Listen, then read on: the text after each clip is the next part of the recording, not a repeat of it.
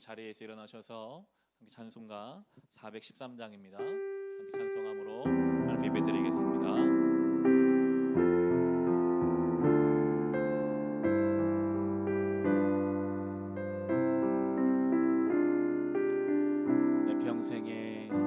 내 평생에 가는 길 순탄하여 늘 잔잔한 강 같든지 큰 풍파로 무섭고 어렵든지 나의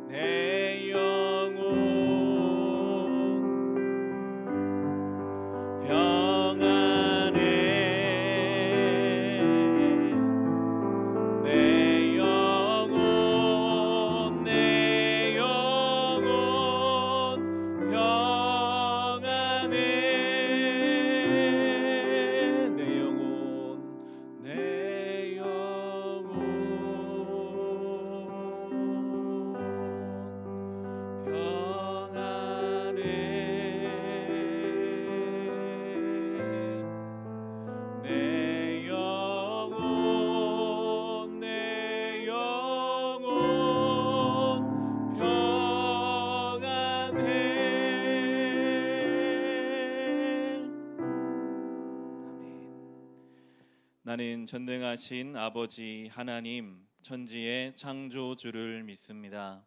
나는 그의 유일하신 아들 우리 주 예수 그리스도를 믿습니다. 그는 성령으로 잉태되어 동정녀 마리아에게서 나시고 본디오 빌라도에게 고난을 받아 십자가에 못 박혀 죽으시고 장사된 지 사흘 만에 죽은 자 가운데서 다시 살아나셨으며 하늘에 오르시어 전능하신 아버지 하나님 우편에 앉아 계시다가 거기로부터 살아있는 자와 죽은 자를 심판하러 오십니다. 나는 성령을 믿으며 거룩한 공교회와 성도의 교제와 죄를 용서받는 것과 몸의 부활과 영생을 믿습니다. 아멘. 자리에 앉으시기 바랍니다. 함께 회개의 기도를 드립시다. 정말 회개가 필요한 때를 우리는 살아가고 있습니다. 주님 약속의 말씀을 주셨습니다. 내 이름으로 일컫는 내 백성이 그들의 악한 길에서 떠나 스스로 낮추고 기도하여 내 얼굴을 찾으면 내가 하늘에서 듣고 그들의 죄를 사하고 그들의 땅을 고칠지라. 이 시간 우리의 죄를 주님 앞에 고백합시다. 주님, 우리 욕심과 우리 믿음 없음과 하나님 안에 다른 우상을 따라갔던 우리의 모든 죄악, 더 나아가 이 땅의 죄악을 붙잡고 기도합니다. 우리의 죄를 고치시고 이 땅을 불쌍히 여겨 주시옵소서. 이 땅에 가득한 전염병과 이 홍수의 피해와 또 모든 사람들의 마음 가운데 가득한 불안과 염려와 아픔들, 수많은 상처와 어려움들이 우리 안에 죄로 말미암아 오늘도 지속적으로 발생하고 있습니다. 주여, 우리의 죄를 사하여 주옵시고 이 땅을 불쌍히 여겨 고쳐 주시옵소서. 회복하여 주시옵소서. 회개의 능력을 우리 함께 사모하며 회개의 기도를 주님 앞에 드리겠습니다. 하나님 아버지, 우리를 불쌍히 여겨 주옵소서. 우리의 죄를 사하여 주옵소서. 우리의 믿음 없음을, 우리의 이기심을, 우리의 욕심을, 우리의 하나님을 두려워하지 않는 이 마음들을 주여 불쌍히 여겨 주시옵소서. 이 땅이 병들어 있습니다.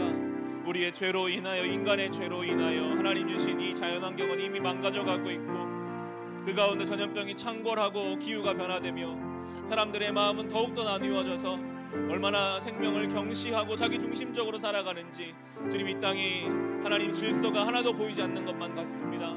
주여, 우리를 불쌍히 여겨 주옵소서.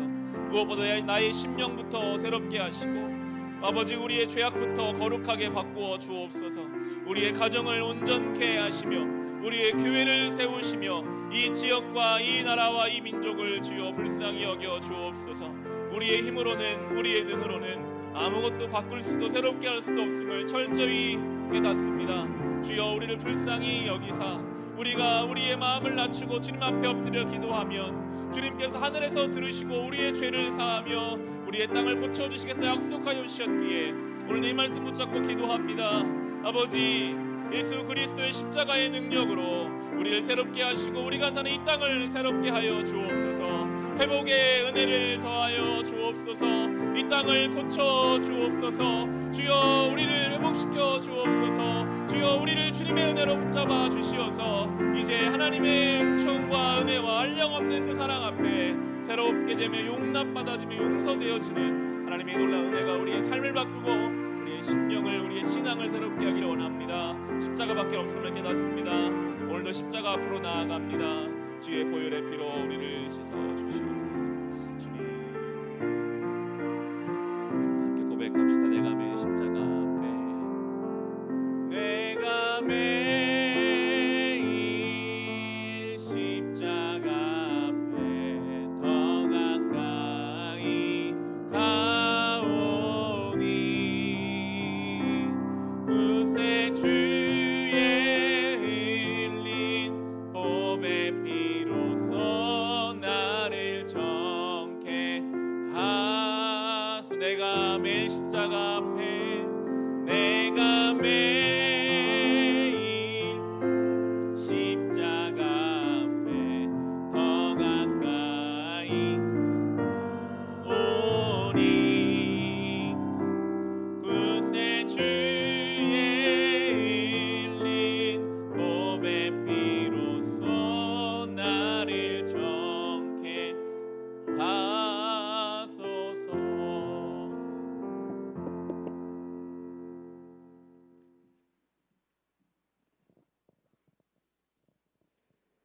참 좋으신 아버지 하나님, 지난 한 주간도 저희들을 건강과 믿음과 은혜 가운데 지켜주시다가 오늘 복된 주일 저희들 다 같이 주님 앞에 예배드릴 수 있도록 인도하여 주셔서 감사드립니다. 온 땅과 만물의 주관자이신 하나님을 아빠 아버지라 부를 수 있는 것이 얼마나 크고 감사한 일입니까? 죄인 되었던 우리들 위하여 예수님 보내주시고 십자가의 보혈과 부활의 능력으로 죄와 사망에서 자유케 하시고 구원하여 주셔서 감사합니다. 우리 삶이 다가도록 그 어떤 것으로도 끊을 수 없는 아버지 사랑 안에 붙잡아 주신 은혜 감사하며 찬송을 올립니다. 수고하고 무거운 짐진 자들아 다 내게로 오라, 내가 너희를 편히 쉬게 하리라 말씀하신 주님, 우리의 허물과 죄로 아프고 괴롭게 얼룩진 상처들과 수고하고 무거운 짐들을 십자가 앞에 내려놓습니다. 어찌할 수 없는 우리들이기에 예수님 보혈 의지하며 아버지 앞에 나아가옵나니 이 시간 예수님 안에 참된 평안과 쉼을 다시금 회복하게 되는 큰 은혜를 내려 주시옵소서. 나를 간절히 찾는 자가 나를 만날 것이라고 말씀하신 아버지 하나님, 오늘 저희들 모두가 신령과 진정한 예배자로 주님을 바라봅니다. 이 자리에 임재하여 주옵시고 우리 예배를 받아 주시옵소서. 찬송과 간구와 말씀을 통하여 모두가 주님 만나는 귀한 은혜를 부어 주시옵소서. 구원의 아버지 하나님, 갈수록 하나님을 부인하며 위험과 질병과 악이 많은 시대 가운데 살아가고 있습니다. 주님의 은혜 없이는 살아갈 수 없는 시대입니다. 성령 충만케 하여 주시옵소서. 믿음을 더하여 주시옵소서. 사랑을 더하여 주시옵소서. 졸지도 주무시지도 아니하시고 지키시는 우리 주님 더욱 의지하며 소망 가운데 살아가게 하여 주시옵소서. 우리 안에 아름다운 주님의 형상을 이루시고 구원의 축복과 사랑을 풍성하게 나누며 살아갈 수 있도록 도와주시옵소서. 아버지 하나님, 코로나 상황 가운데 곳곳에 많은 폭우가 내려 안타까운 큰 피해 소식들을 듣습니다. 아버지, 이 나라 이 민족을 불쌍히 여겨 주시옵소서. 코로나 상황이 안정화되고 수해 현장들이 속히 복구되고 수해민들이 위로하고 아버지 안에 회복될 수 있도록 긍휼의 은혜를 내려 주시옵소서. 빛과 소금 교회를 세우신 아버지 하나님, 말씀 위에 서는 교회로, 작지만 선교와 구제에 힘쓰는 교회로 인도하여 주시니 감사합니다. 말씀 위에 더욱 평안하고 든든하게 세워지는 교회 되게 하여 주옵시고 선교와 구제 사역도 계속해서 잘 감당해 나갈 수 있도록 인도하여 주옵소서. 이름처럼 빛과 소금과 같이 끝까지 쓰임받는 교회와 성도들이 다 되게 하여 주시옵소서.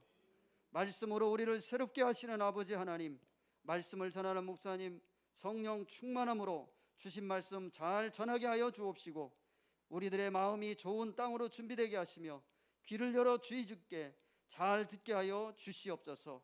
살았고 운동력 있는 능력의 말씀이 이 시간 우리들의 마음과 생각과 뜻을 감찰하게 하시고 만져주시사 우리를 버리지도 떠나지도 아니하시고 늘 함께 하시며 소원을 이루게 하시며 찬송케 하실 신실하신 하나님을 만나는 복된 시간 되게 하여 주시옵소서. 가정에서 있는 또 있는 처소에서 유튜브로 형편껏 주님 앞에 서 있는 모든 자녀들에게도 동일한 은혜로 함께하여 주시옵소서. 이 모든 말씀 선한 목자 되신 우리 구주 예수님의 이름으로 기도했습니다. 아멘.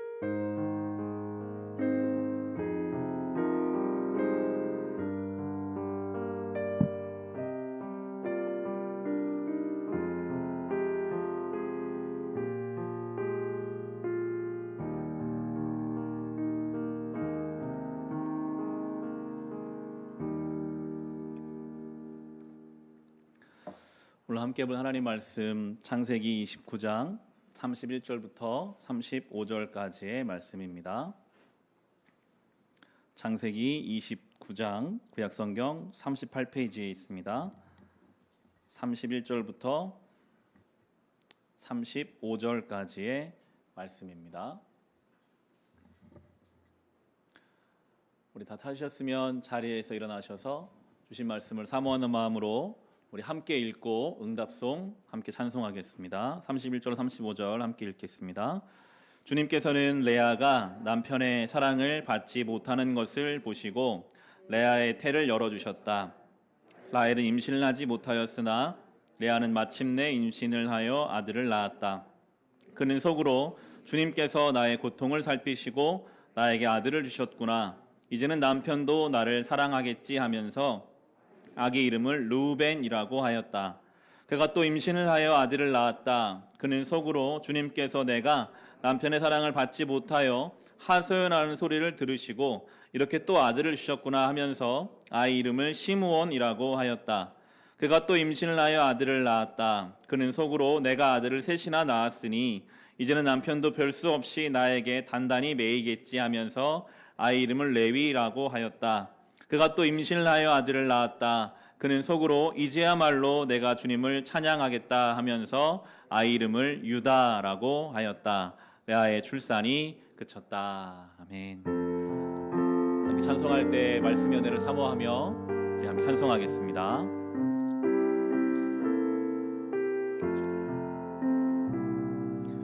널리 울리어 퍼지는 생명의 말씀은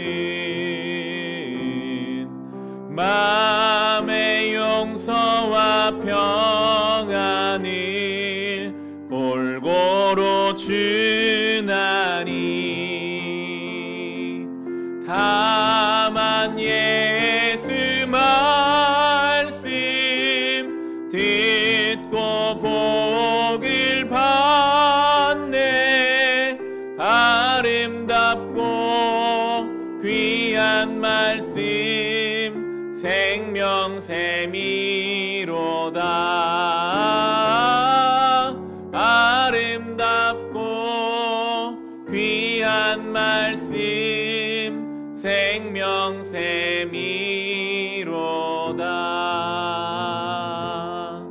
아멘. 자리에 앉으시기 바랍니다. 옆에 분들과 먼저 인사 나누실까요? 반갑습니다. 잘 오셨습니다. 비 오는 중에도 또 코로나 중에도 함께 예배드리게 돼서 주님의 이름으로 축복하고 환영합니다. 우리는 지난주에 야곱이 그 아내 될 라헬을 너무나 사랑해서 7년을 며칠같이 여겼다라는 아주 멋지고 시적인 표현이죠. 성경의 설명을 함께 살펴봤습니다. 다시 보시면 29장 20절인데요. 앞에 한 장 넘기셔서 29장 20절을 보시면 야곱은 라헬을 아내로 맞으려고 7년 동안이나 일을 하였지만 라헬을 사랑하기 때문에 7년이라는 세월을 마치 며칠같이 느꼈다. 이 야곱의 7년은 아주 복되고도 귀한 경험과 시간의 시간이었습니다.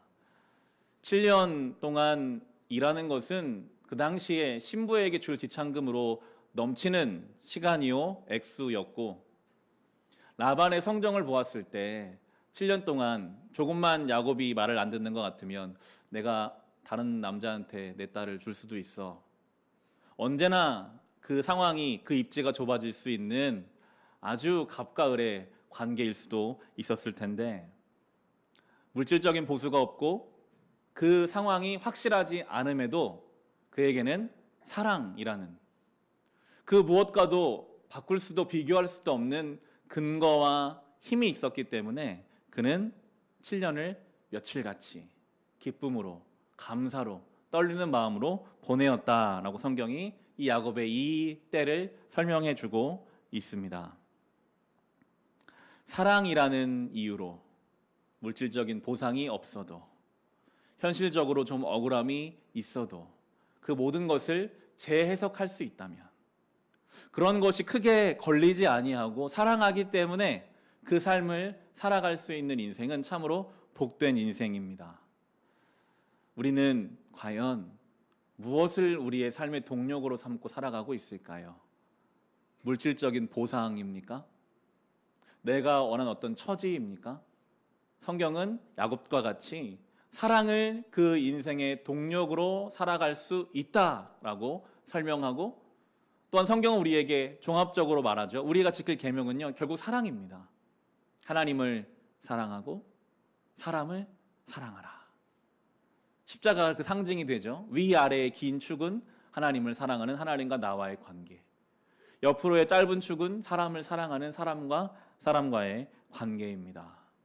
야곱은 한 여인을 사랑하기 때문에 7년 정도 시간을 보냈지만, 우리가 하나님을 사랑하는 그것을 우리 인생의 동력으로 삼고 살아간다면, 정말 뜨겁게 내 하나님을, 나를 사랑하는 그 하나님을 내가 내 인생의 힘으로 삼고 하나님을 사랑하는 그 마음으로 하루하루를 살아갈 수 있다면, 물질적인 보상이 없어도, 현실적으로 지금 코로나가 여전히 우리의 삶을 붙잡고 있고 얼마나 오랫동안 장마가 지속되는지 수해가 있고 우리의 마음이 우울하다 할지라도, 하나님을 사랑하는 그 사랑이 우리의 인생의 동력이 된다면 어떠한 조건과 상황도 우리를 붙잡을 수 없을 것입니다.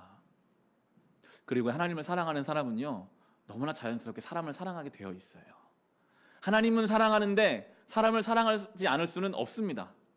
하나님이 주신 그 사랑이 내 안에 폭포수가 찔러 들어오면 자연스럽게 우리는 나에게 주신 사람들, 내 가족, 내가 만나는 그 사람들을 사랑하면서 사랑을 우리의 삶의 가장 최우선에 두고 살아가게 되는 것이, 그것이 바로 여러분 성도의 신앙의 동력이 되고요, 교회의 힘이 됩니다. 결국 사랑이거든요.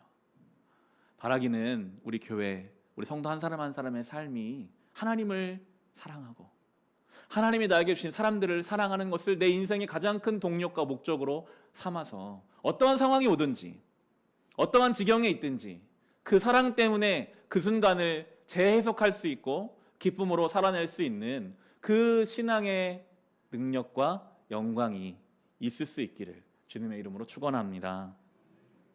그렇게 7년이 지났습니다. 야곱은 누구 앞에서 떳떳하고 당당하게 열심으로 일했을 것 같습니다. 7년이 되는 날 당당하게 자기의 권리를 요구합니다. 내가 이제 내가 사랑하는 라헬과 결혼하고 싶습니다. 21절입니다. 7년이 지난 뒤에 야곱이 라반에게 말하였다. 약속한 기한이 다 되었습니다. 이제 장가를 들게 해주십시오. 라헬과 결혼하겠습니다. 떳떳한 이야기죠. 내가 7년을 채웠으니 이제 내가 사랑하는 라헬과 결혼하게 해주십시오. 잔치를 라반이 준비합니다. 자기 딸을 결혼시키기 위해서 잔치를 준비하는데 그에게는 검은 속내가 있습니다. 동생 야곱이 원하는 라헬과 결혼시키려고 하는 것이 아니라 그 언니 레아를 결혼시키려는 검은 속내를 가지고, 이것을 야곱이 부인하지 못하도록 사람을 다 불러 모아놓고 그 첫날 밤에 언니를 신혼방에 집어넣습니다. 22절 23절인데요. 라반이 그 고장 사람들을 다 청해놓고 잔치를 베풀었다. 밤이 되었을 때에 라반은 큰딸 레아를 데려다가 신방으로 들여보냈는데 야곱은 그것도 모르고 레아와 동침하였다. 어떻게 모를 수 있었을까요? 야곱은 몰랐거든요. 이 부분을 해석할 때 여러 가지 해석이 있습니다. 먼저는 꿈에도 당연히 라헬이 신방에 들어올 거라고 생각했기 때문에 조금의 의심도 하지 못했던 야곱의 마음. 그 당시에는 신부들이 베일을 쓰고 있었다고 해요. 얼굴을 가리고 있는 이 언니 레아의 태도. 지금은 좀 빛이 있지만 그 당시에는 불이 꺼지면 엄청 깜깜했거든요. 아주 깜깜한 그 신혼방과 그리고 잔칫날에 만취했을 야곱, 여러 가지 조건들이 있었을 거예요.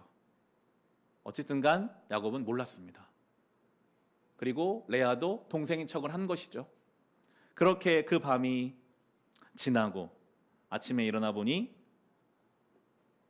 내가 사랑했던 7년을 기다렸던 라헬이 아니라 레아가 와 있는 것이죠. 이것이 무엇과 닮아 있습니까? 이 당사자 야곱이 자기 아버지를 속였던 때, 자기 형인 척 했던, 아버지를, 눈먼 아버지를 속여서 축복을 강탈하려 했던 그 야곱에게 하나님이 똑같은 일을 겪게 하십니다. 하나님은 살아 계시거든요. 정직해야 합니다. 우리가 속인 그 속임으로 우리가 당할 수 있음을 성경은 말해 줍니다. 억울한 마음에 25절 보시면 이렇게 따집니다. 아침이 되어서 야곱이 눈을 떠보니 레아가 아닌가. 야곱이 라반에게 말하였다. 외삼촌께서 저에게 이러실 수가 있습니까? 제가 그동안 라헬에게 장가를 들려고 외삼촌 일을 해드린 것이 아닙니까? 외삼촌께서 왜 저를 속이셨습니까? 분을 내죠. 화를 냅니다. 어떻게 이럴 수 있습니까? 왜 나를 속였습니까?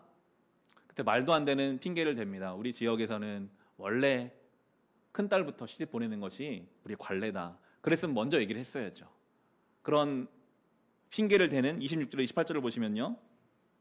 라반이 대답하였다. 큰딸을 두고서 작은딸부터 시집 보내는 것은 이 고장의 법이 아닐세. 그러니 이래 동안 초래 기간을 채우게. 그런 다음에 작은 아이도 자네에게 주겠네. 그 대신에 자네는 또 7년 동안 내가 맡기는 일을 해야 하네. 야곱은 그렇게 하였다. 그가 레아와 이래 동안 지내고 나니 라반은 자기 딸 라헬을 그에게 아내로 주었다. 그렇게 두 자매가 다 야곱의 아내가 되어 이제 살아가게 되었습니다. 오늘 우리는 사랑받고 많이 언급된 라헬이 아니라 사랑받지 못한 레아의 입장을 좀 살펴보려고 합니다.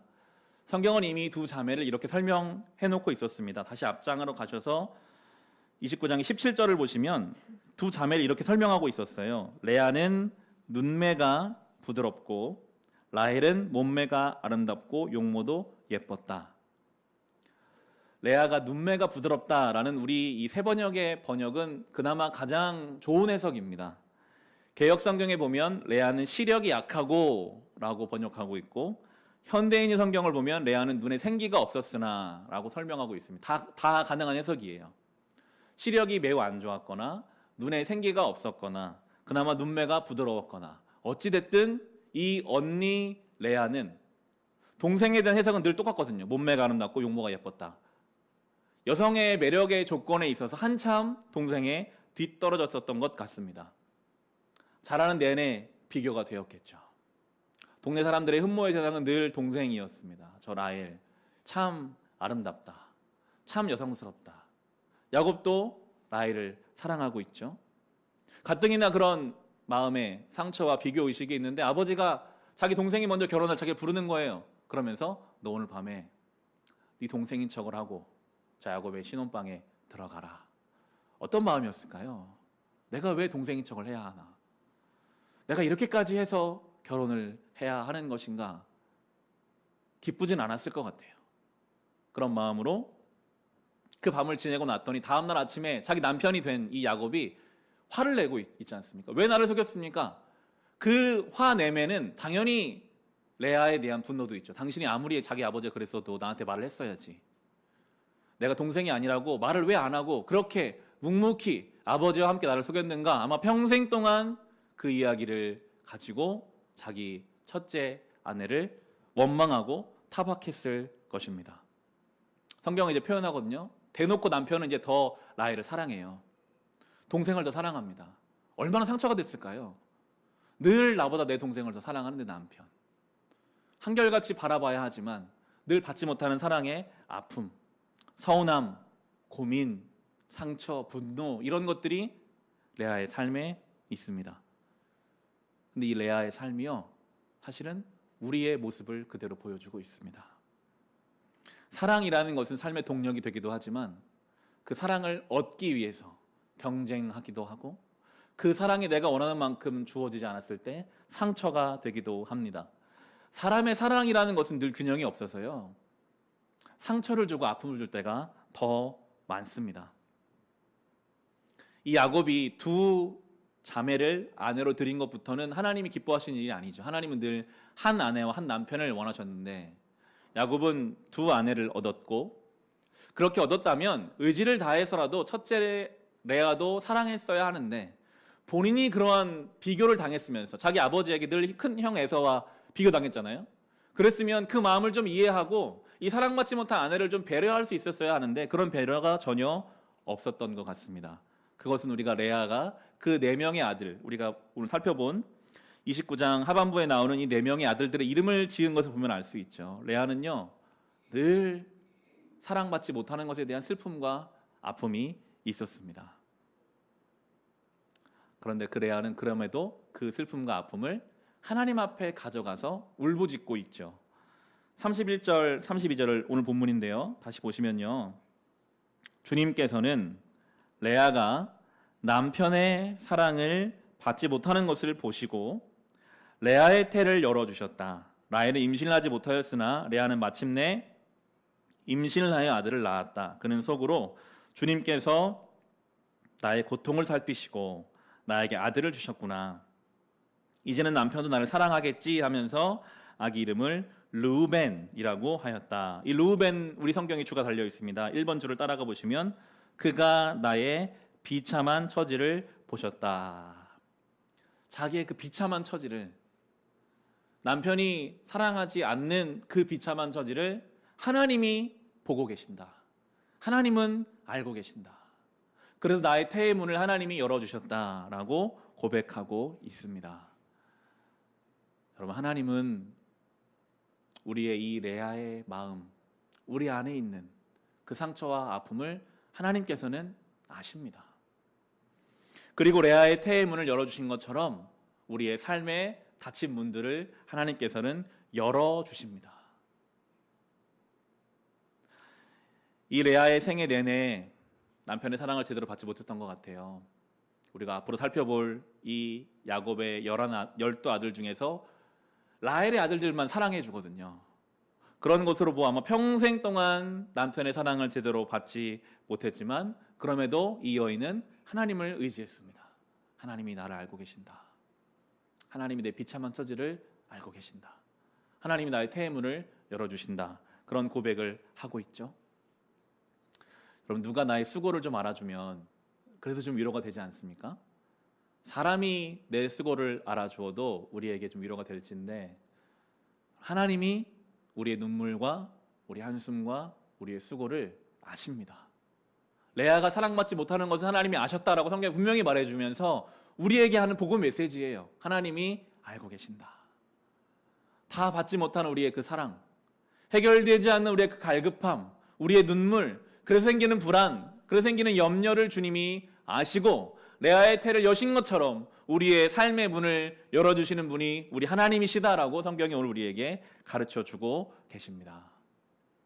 그렇게 레아는 아들들을 출산하죠. 르우벤, 시므온, 레위, 유다까지. 29장은 거기까지 이제 나오게 되는데요. 이 네 번째 아들 유다를 통해서 다윗이 그리고 예수 그리스도가 이 땅에 오세요. 참 신기하죠. 사랑받고 존중받는 둘째 아내 라헬을 통해서 예수님이 오신 게 아니라 사랑받지 못하고 어쩌면 거짓으로 아내가 되어버린 이 출신이 명확하지도 거룩하지도 못한 이 레아의 첫째 아들도 아닌 넷째를 통해서 예수님이 이 땅에 오신다는 거예요. 이게 성경이 기록하는 방식입니다. 우리가 온전하지 못해요. 우리가 사랑받지 못하는 부분들이 많아요. 여전히 자신 없고 불안하고 염려가 되는 부분들, 그러나 주님께서는 그런 우리를 통해 주의 일을 이루어 가시는 분이십니다. 이게 복음이고 이게 하나님의 사랑임을 성경 우리에게 가르쳐주고 있습니다. 자매가 한 남자의 아내가 되어서 이제 이 자매는 사이좋게 지낸 게 아니라 굉장한 경쟁심을 가지고 경쟁하면서 출산을 하거든요. 사랑받지 못하는 자기 언니가 아들을 넷이나 쭉 낳잖아요. 사랑은 받지만 아들이 없는 것 때문에 이 동생 라헬의 마음이 굉장히 안 좋았습니다. 30장의 1절을 보시면 라헬은 자기와 야곱 사이에 아이가 없으므로 언니를 시세우며 야곱에게 말하였다. 나도 아이를 좀 낳게 해주세요. 그렇지 않으면 죽어버리겠어요. 자녀가 없는 것이 서럽습니다. 죽어버리겠다고 막 말합니다. 남편에게 사랑을 받아도 채워지지 않는 인생의 갈증이 있죠. 라헬도 또 다른 모습의 레아입니다. 인간의 사랑이 사람을 채울 수 없거든요. 채워지지 않는 부분이 있어서 죽고 싶은 마음을 갖죠. 이제 비정상적인 모습으로 이 가정이 흘러갑니다. 그래서 몸종들을 통해서 또 아이를 낳게 돼요. 빌하와 실바라는 각각의 몸종들을 통해서 자손들을 막 낳게 하면서 8절을 보시면 30장 8절에 보면 라헬은 내가 언니와 크게 겨루어서 마침내 이겼다 하면서 그 아이 이름을 납달리라고 하였다. 이미 아이를 낳는 것이 경쟁이 되어버렸어요. 내가 이제 내 몸종을 통해 아이를 낳았으니 내가 이제 언니를 이겼다. 비정상적인 가정의 모습이죠. 뭔가 사랑을 받고 경쟁을 이기기 위해서 자녀를 낳는, 이 출산이 축복과 하나님의 은총이 아니라 자기의 경쟁의 도구가 되어버렸습니다. 이런 식으로 야곱이 12아들을 낳아요. 아브라함도 약속의 아들은 이삭 한 명이었고, 이삭도 에서와 야곱 둘밖에 아들을 낳지 못했었는데 야곱 때에 와서 12아들을 낳게 됩니다. 30장을 여러분 묵상해 보시면 비정상적인 가정이에요. 이미 가장의 권위가 없습니다. 경쟁적으로 아이를 낳고 있는 이 모습들, 당연히 12형제가 사이가 안 좋습니다. 뒤에 살펴보겠지만 자기 11번째 동생 요셉을 죽이고자 하는 것을 보았을 때 사이가 좋지 않은 형제의 모습이 나오게 되죠. 그런데 참 놀랍게도 하나님은 이 12형제 한 명을 다 버리지도 않으시고 이들을 통해서 이스라엘 12지파를 시작하세요. 이게 참 놀랍더라고요. 하나님이 아브라함에게는 이삭만 선택하셔서 그를 통해 약속을 이어가셨어요. 이스마엘은 제하셨어요. 하나님이 이삭의 두 아들 야곱과 에서 중에 에서는 제하시고 야곱만 선택하셨어요.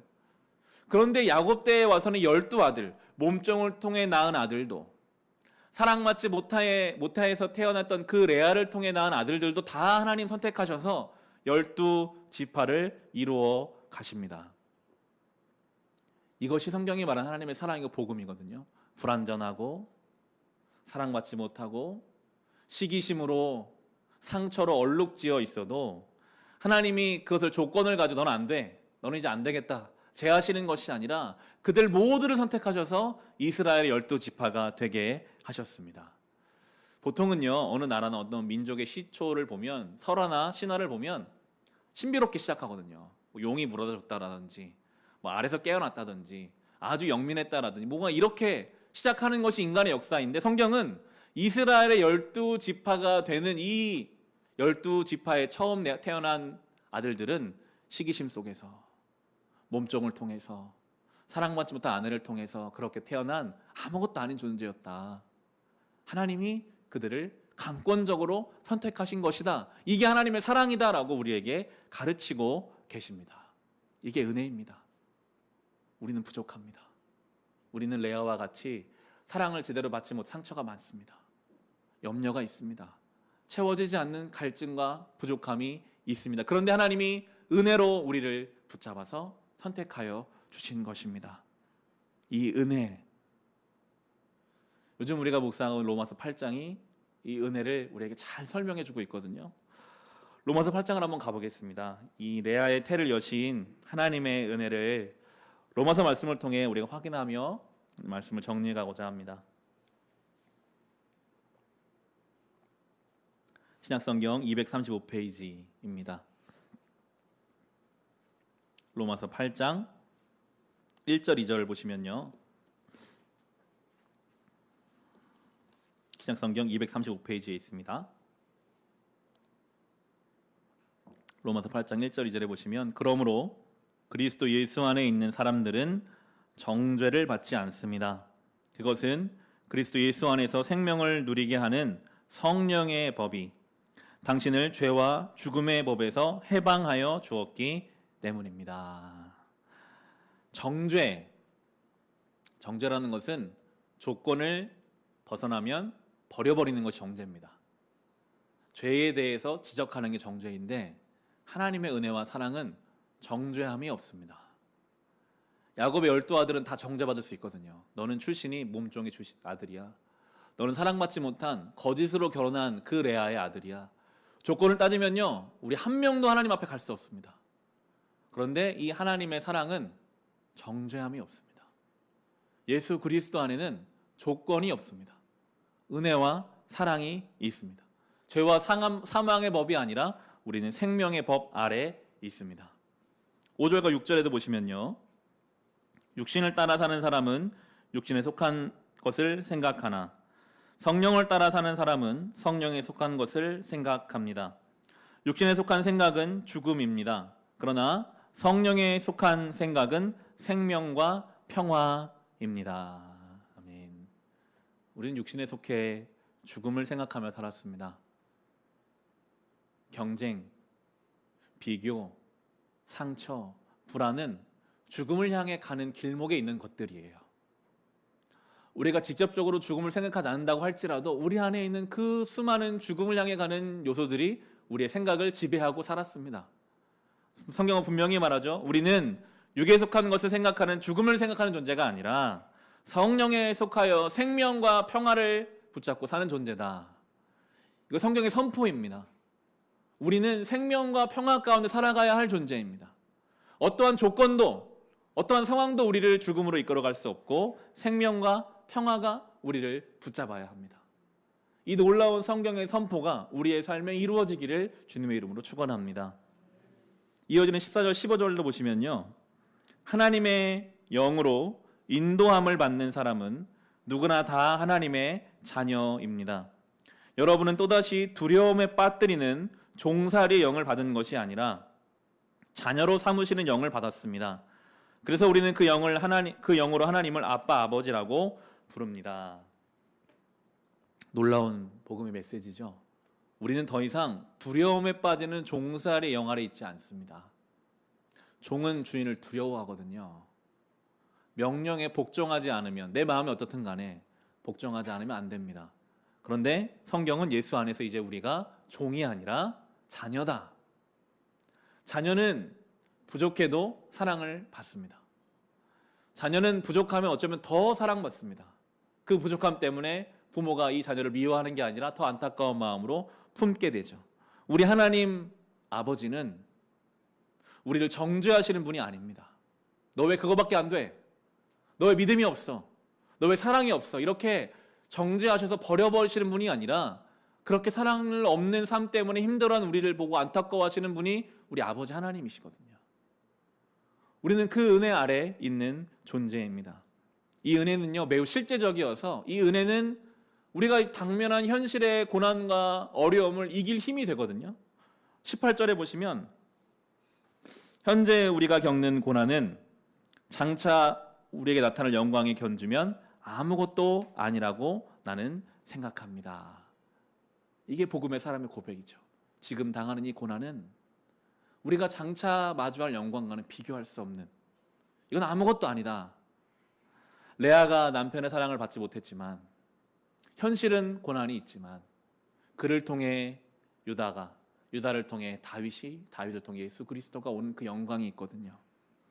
2020년 8월에 여전히 코로나가 우리의 삶에 있고 몇 주간 계속되는 장마비로 많은 사람이 수해 현장에 있고 또 우리의 마음도 우울해질 수밖에 없는 상황입니다. 현실이 그러다 보니 우리의 마음이 딱딱해지고 각박해져서 관계들이 더 온전하지 못할 때도 있어요. 레아의 마음처럼 사랑받지 못하고 해주지 못하는 그런 마음들. 그러나 그 고난은 우리가 예수 안에서 만날 영광과는 비교할 수 없다. 그 믿음을 가지고 우리가 순간순간을 이겨내야 하는 것입니다. 24절 25절에 또 이렇게 말합니다. 우리는 이 소망으로 구원을 얻었습니다. 눈에 보이는 소망은 소망이 아닙니다. 보이는 것을 누가 바라겠습니까? 그러나 우리가 보이지 않는 것을 바라면 참으면서 기다려야 합니다. 보이는 것을 소망하는 사람은 없어요. 그냥 보이는 것은 그대로 내가 적용하는 것이죠. 우리는 보이지 않는 것을 소망합니다. 현실은 이렇지만 지금 내가 눈에 보이지 않는 하나님의 역사를 내가 알 수는 없지만 그러나 하나님이 나의 아버지시고 하나님이 그 레아의 마음을 아신 것처럼 태의 문을 여신 것처럼 나의 삶의 아픔을 아시고 나의 인생의 문을 열어주시는 분이시기에 우리는 그 보이지 않는 하나님을 소망하며 이때를 이겨내는 것입니다. 절대로 우리 혼자 그 일을 가지 않게 하시고 성령이 도우시거든요. 26절에 보시면 이와 같이 성령께서도 우리 약함을 도와주십니다. 우리는 어떻게 기도해야 할지도 알지 못하지만 성령께서 친히 이루다 말할 수 없는 탄식으로 우리를 대신하여 간구하여 주십니다. 성령이 도우세요. 오늘 우리 안에서 내 안에 있는 상처 때문에 내가 온전히 말을 못하고 온전히 행동하지 못하고 염려와 근심이 여전히 내 안에 소용돌이 칠 때 성령이 우리 안에서 우리를 도우십니다. 말할 수 없는 탄식으로 우리를 위해 기도하십니다. 너 그거 아니야. 그렇지 않아. 끊임없이 우리 생각을 바꿔 가십니다. 결론은 28절이죠. 하나님을 사랑하는 사람들 곧 하나님의 뜻대로 부르심을 받은 사람들에게는 모든 일이 서로 협력해 선을 이룬다는 것을 우리는 압니다. 이것이 우리의 믿음입니다. 그 모든 것이 합력하여 결국에 선을 이루어 가실 것입니다. 사랑받지 못하는 그 아내의 태를 여신 하나님께서 우리의 삶의 상처와 아픔으로 인해 계속 문제가 커지는 것만 같고 하나님 뭐 하시나? 이런 상황 속에서도 이 모든 것을 합력하여 선을 이루시는 그 믿음으로 우리는 하루하루를 살아갑니다. 한 주간 휴가를 다녀왔습니다. 이제 막 돌이 지난 저희 쌍둥이들이 처음으로 장거리를 다녀왔어요. 차를 타고 거제도에 갔었고 또 저희 부모님이 머무시는 횡성에도 다녀왔습니다. 휴가를 준비하면서는 음악을 딱 틀고 아이들과 신나게 이제 가면 되겠구나. 전혀 생각과는 다르더라고요. 차를 타는 걸 너무 힘들어하니까요. 엄청 우는 거예요. 거제도에 가는 시간 내내 울고 휴게소마다 쉬어야 되고 갈 때 너무 힘들어해서 올 때 아이들이 그나마 과자를 주면 조금 괜찮아졌거든요.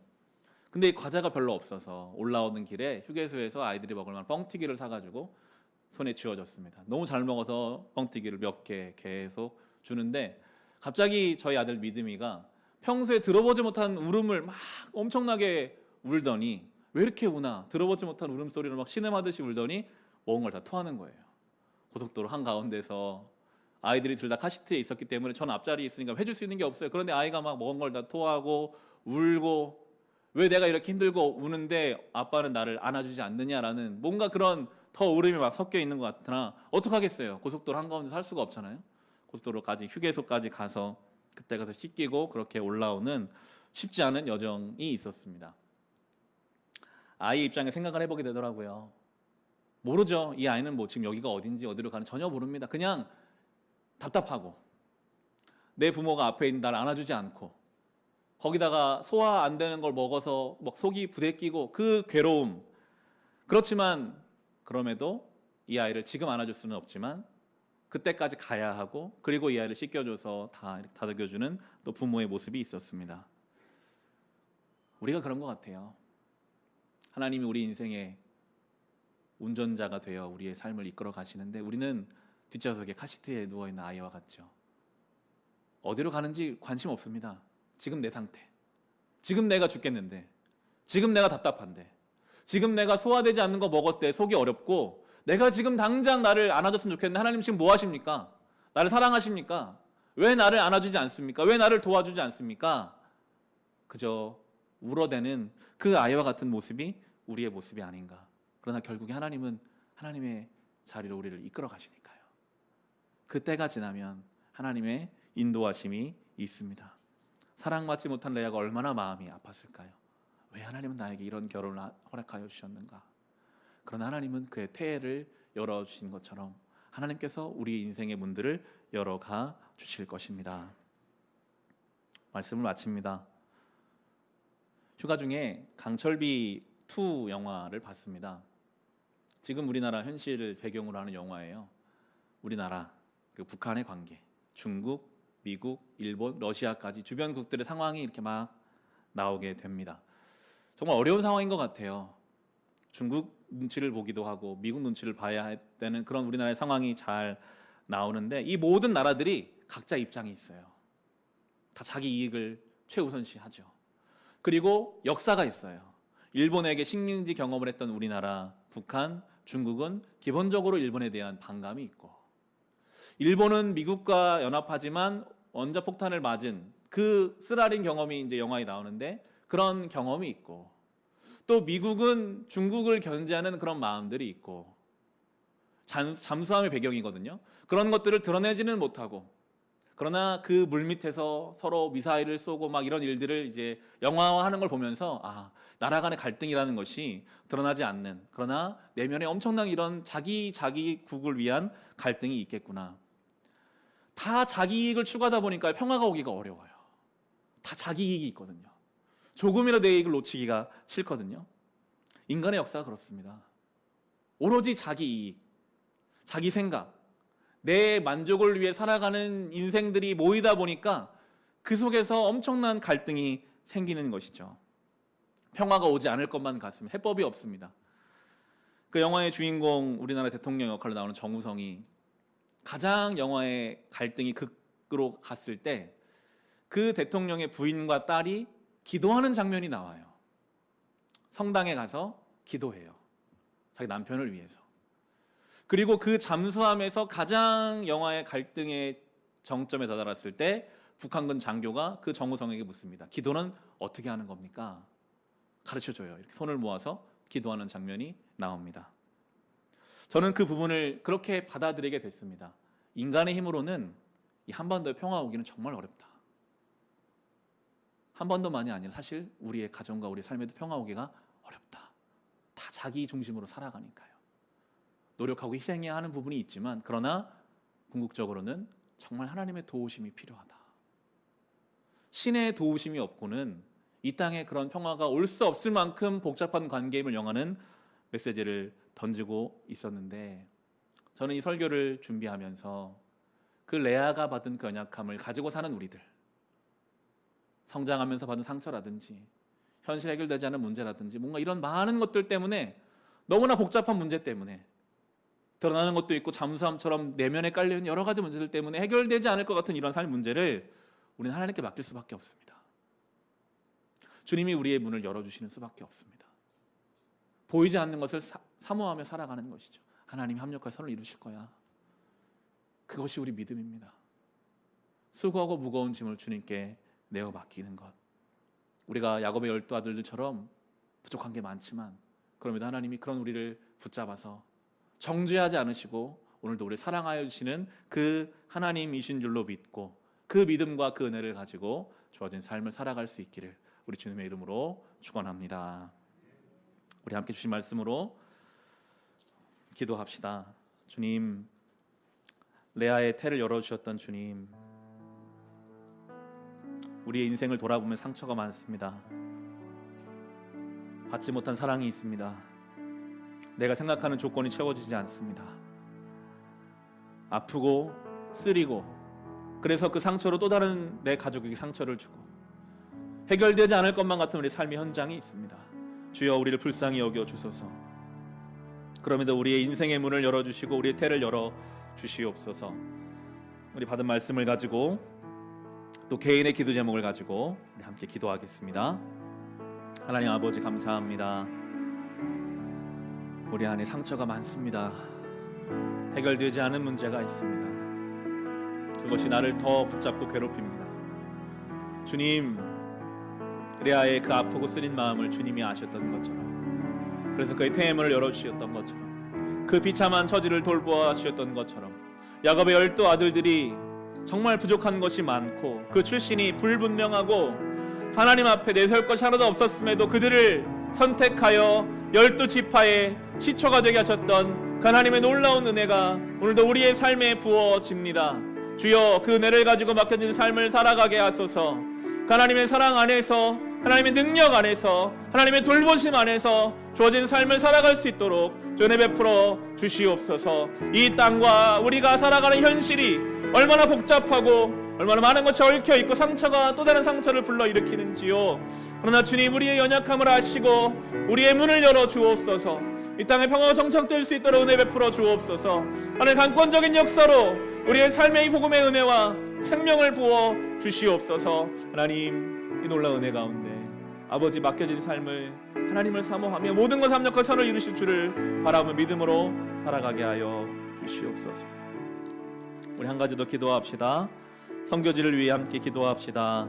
베트남의 조계진 선교사님, 필리핀의 심재규 선교사님, 김종필 선교사님, 인도의 김경미 선교사님, 임현필 선교사님, 캄보디아 엄갈렙 선교사님, 일본의 이성원 선교사님, 중동 사역관 SWM 선교회, 러시아 이산지 선교사님, 미 전도종교 사역관은 박태수 선교사님과 세종의 고려대 홍익대 CCC와 텍사스 유학생 사역관은 김영수 간사님, 서울 CCC 이현균 간사님, 서울대 SFC 민영훈 간사님, 서울 지역 SFC와 대만의 조아영 선교사님, 문기철 선교사님, 감비아 김형진 선교사님과 우간다 사역하는 여지연 선교사님을 기도해 주시고, 월드비전 10명의 아이들, 세종 영명보육원, 대전 홀트 아침들의 미혼모자 가정과 북악면의 지역센터 아이들을 위해서 우리 함께 기도하겠습니다. 하나님 아버지, 오늘도 그 이름 불러가며 함께 마음 모아 기도합니다. 오늘도 베트남에서, 필리핀에서, 인도에서, 캄보디아에서, 일본에서, 저 중동에서, 러시아에서, 복음이 전해지지 않은 곳에서, 세종의 고리동 일대, 텍사스에서, 서울에서, 서울대에서, 대만에서, 감비아에서, 우간다에서 이 맡겨진 사역 감당하는 모든 사역자들과 가정을 지켜 돌보아 주시며, 월드비전을 통해 돕고 있는 아이들, 저 영명보육원의 아이들, 홀트 아침들의 미혼모자 가정과 북악면의 아이들을 위해 기도하오니, 주님, 그들이 레아와 같이 상처 아픔을 가지고 자라나지만 그들의 태의 문을 열어주사, 삶의 문을 열어주사, 주님 그들을 위로하시며 그들이 가야 할 길을 돌보시며, 그 레아를 통해 유다를 통해 다윗과 예수 그리스도가 오신 것처럼 주님 그들의 삶을 통해 오늘날의 역사가 이루어지고 있음을 믿고 모든 것을 합력하여 선을 이루시는 하나님 바라볼 수 있도록 주여 은혜 베풀어 주시옵소서. 한 사람 한 사람 모든 사역지와 이 아이들과 기관에 종사하는 종사들을 위해 은혜로 덧입혀 주시옵소서. 이 모든 말씀 예수님의 이름으로 기도합니다. 아멘. 우리 자리에서 일어나셔서 찬송을 마치겠습니다. 우리 하나님의 은혜를 이 찬송을 통해 고백합시다. 하나님 한 번도 나를 실망시킨 적 없으시고, 하나님 한 번도 나를 실망시킨 적 없으시고, 언제나 공평과 은혜로 나를 지키셨네. 지나온 모든 세월들, 지나온 모든 세월들 돌아보아도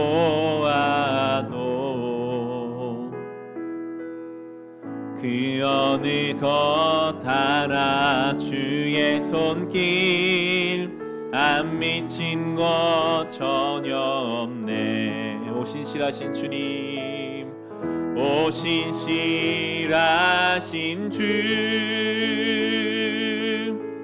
오 신실하신 주,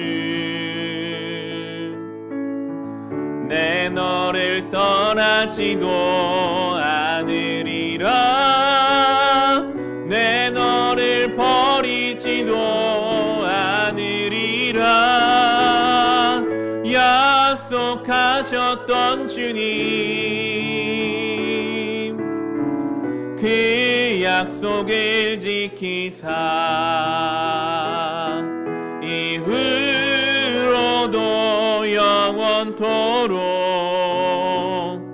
나를 지키시리라 확신하네. 하나님 한 번도 나를, 하나님 한 번도 나를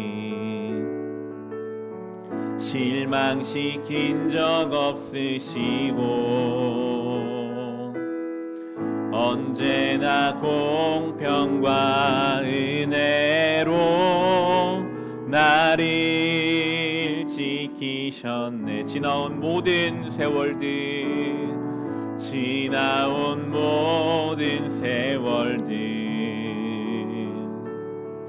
돌아보아도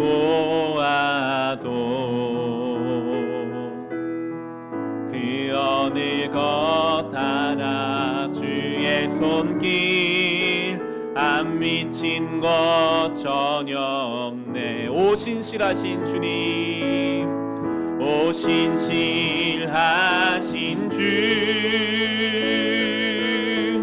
오 신실하신 주, 내 너를 떠나지도 않으리라, 내 너를 버리지도 않으리라, 약속하셨던 주님, 그 약속 약속을 지키사 이후로도 영원토록 나를 지키시리라 확신하네.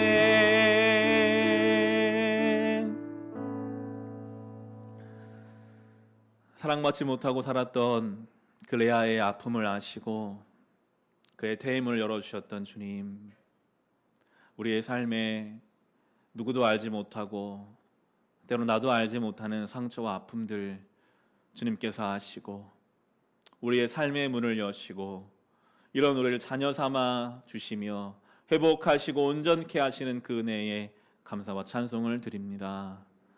늘 보이는 것이 아니라 보이지 않는 하나님의 은혜를 사모하며 이 모든 것을 합력하여 선을 이루실, 우리가 보기에 너무나 복잡하고 해결되지 않을 것 삶의 문제가 있으나 그러면 이 모든 것을 합력하여 선을 이루실 주를 바라보며 주어진 삶을 기쁨으로 살아갈 수 있는 우리의 삶이 되게 하여 주시옵소서.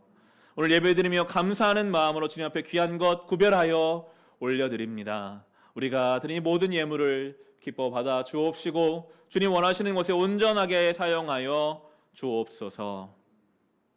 지금은 우리 주 예수 그리스도의 은혜와 하나님 우리 아버지의 크신 사랑하심과 성령님의 우리와 동행하심이 여기 모인 우리 모두 위에, 우리의 가정 위에, 우리의 교회 위에, 이 나라 이 민족 가운데 함께하여 주시기를 간절히 축원하옵나이다. 아멘. 하나님, 상처와 아픔하는 우리의 삶을 안아주시고 우리의 삶의 문을 열어주시고 그 하나님을 신뢰하며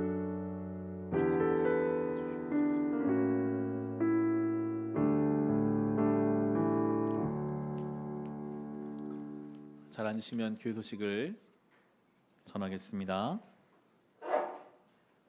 수요 예배 풍성한 삶의 기초를 가지고 계속 나가고 있습니다. 참여하시면 좋겠고요.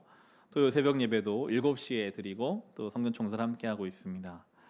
지난주 광고했던 신앙훈련 새신자반은 모집이 완료되었습니다. 온라인으로 처음 진행하는 우리 신앙훈련 과정을 통해서 기도와 관심을 부탁드리겠습니다. 사역위원회도 8월 중에 이제 모임을 가지려고 합니다. 기도와 지혜를 모아서 이 교회를 세우는 일에 함께 동참해 주시기를 부탁드리겠습니다. 주변 분들과 인사 나누시고 각자의 자리로 돌아가시면 되겠습니다.